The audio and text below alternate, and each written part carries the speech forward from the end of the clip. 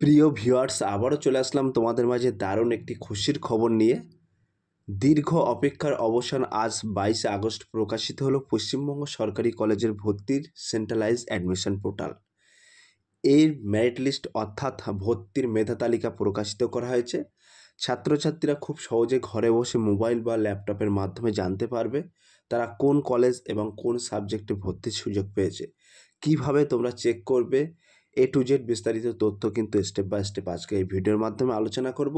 তাই ভিডিওটি স্কিপ না করে সম্পূর্ণটি দেখার জন্য অনুরোধ রইল।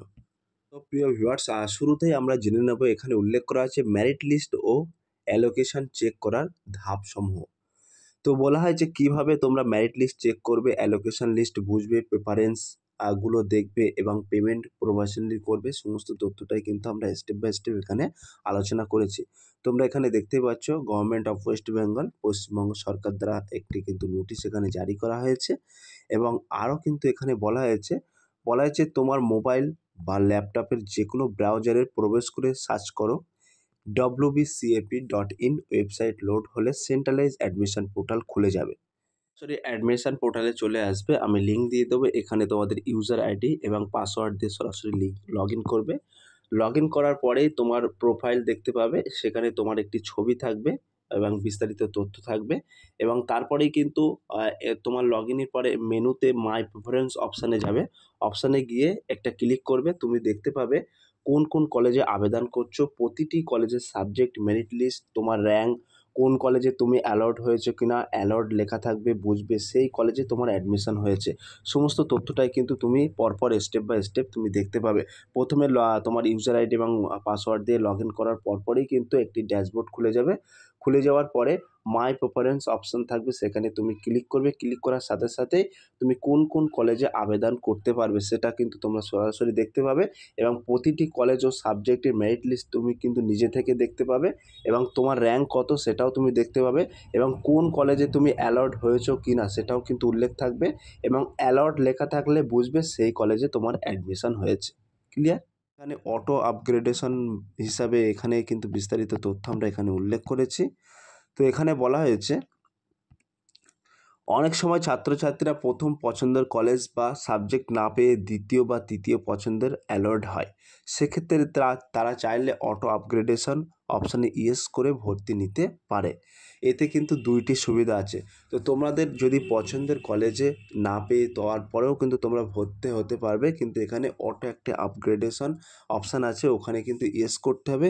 এই অটো আপগ্রেডেশনের দুটো সুবিধা আছে। কি সুবিধা সেটা কিন্তু এখানে বলা হয়েছে প্রথম অ্যালট হওয়া কলেজে ভর্তি হওয়া যাবে এবং দ্বিতীয়ত পরবর্তী রাউন্ডে যদি উচ্চতর পছন্দের কলেজ চান্স পাও তবে সেখানে ভর্তি হওয়ার সুযোগ থাকবে। অর্থাৎ তুমি এই অটো আপগ্রেডেশন অপশানে ইয়েস করে রাখলে তুমি একটা কলেজে যেটাই অ্যালট হয়েছে, তুমি যে কলেজটা সেই কলেজে তুমি ভর্তি হতে পারলে এবং এই অটো আপগ্রেডেশনে ইয়েস করা থাকলে পরবর্তীতে যদি কোনো মেধা তালিকা বা উচ্চতর কোনো মেধা তালিকা প্রকাশ করা হয়, সেখানে যদি তুমি সেই কলেজে চান্স পাও সেখানে কিন্তু সরাসরি তুমি ডাইরেক্টলি ভর্তি হতে পারবে। এখানে কিন্তু একটি বিশেষ ফুটনোটও এখানে উল্লেখ করা আছে, তোমরা দেখতে পাচ্ছ। বলা হয়েছে আপগ্রেডেশন চাইলে টেক অ্যাডমিশন বাটনে ক্লিক করে সময় অটো আপগ্রেড ইয়েস সিলেক্ট করে রাখো।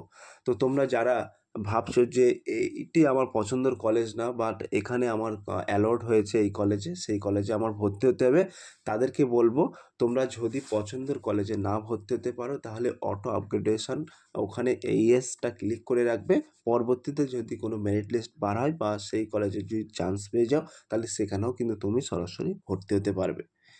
এবং এখানে কিন্তু একটি ওয়েবসাইটও রেখেছি গুরুত্বপূর্ণ। তো এখানে সরাসরি এই মেরিট লিস্ট পোর্টাল তোমরা সরাসরি দেখতে পাবে নিজের user ID password log in করে দিয়ে। এটা কিন্তু আমি ডেসক্রিপশন বক্সে দিয়ে দেবো, সরাসরি তোমরা সেখান থেকে লগ ইন করে কিন্তু সরাসরি দেখে নিতে পারবে। এবং এখানে কিন্তু বলা হয়েছে হেল্পলাইন ও ইমেল আইডি দেওয়া আছে।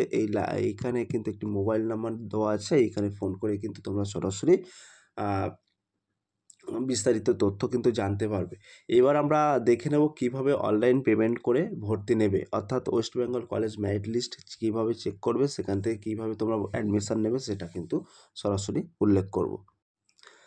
তো এখানে কিন্তু সরাসরি বলা হয়েছে, 1 নম্বরে বলা হয়েছে প্রোফাইল টেক অ্যাডমিশন অপশান থাকবে, সেখানে ক্লিক করো এবং 2 নম্বরে উল্লেখ করা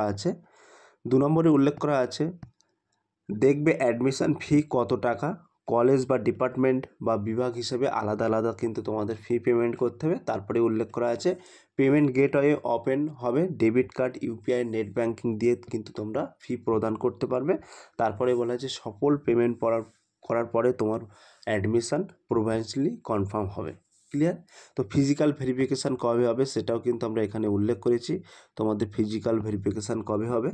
তো বলা হয়েছে তোমার অ্যাডমিশন কনফার্ম হওয়ার পরে ওয়েবসাইট বা কলেজের পক্ষ থেকে জানানো হবে কোন তারিখে কলেজে গিয়ে ডকুমেন্টস ভেরিফিকেশান করতে হবে এবং ডকুমেন্টসগুলো যেগুলো রেডি রাখতে হবে, অর্থাৎ যে ডকুমেন্টসগুলো তোমার লাগবে সেইগুলো কিন্তু আমরা এখানে উল্লেখ করেছি। বলেছে মাধ্যমিক ও উচ্চ মাধ্যমিক মার্কশিট, অ্যাডমিশন রসিদ অর্থাৎ ফি রিসিপ্ট এবং প্রিন্ট আউট করা অ্যাপ্লিকেশান ফর্ম, এবং যদি কাস্ট বা ডোমিসাইল সার্টিফিকেট থাকে, যদি থাকে এইগুলো কিন্তু মূলত তোমাদের লাগবে। তো 2025 সালে কলেজ ভর্তি প্রক্রিয়া আগের থেকে অনেক সহজ ও স্বচ্ছ হয়েছে। মোবাইলের মাধ্যমে কিন্তু মাত্র 1 মিনিটের মধ্যে তুমি জানতে পারবে মেরিট লিস্ট কোন কলেজে তুমি ভর্তি হতে পারো। তাই সময় নষ্ট না করে দ্রুত লগ ইন করে নিজের তথ্য দেখে নাও এবং ভর্তি হওয়ার প্রক্রিয়া সম্পূর্ণ করো। সো প্রিয় ভিউয়ার্স, এই ছিল আজকের ভেরি মোস্ট ইম্পর্ট্যান্ট ভিডিও। যদি আজকের এই ভিডিওটি ভালো লেগে থাকে প্লিজ লাইক, কমেন্ট এবং শেয়ার করে দিন বন্ধুদের মাঝে। ফিরে আসছে আগামী দিনে তোমাদের জন্য very most important topic video নিয়ে।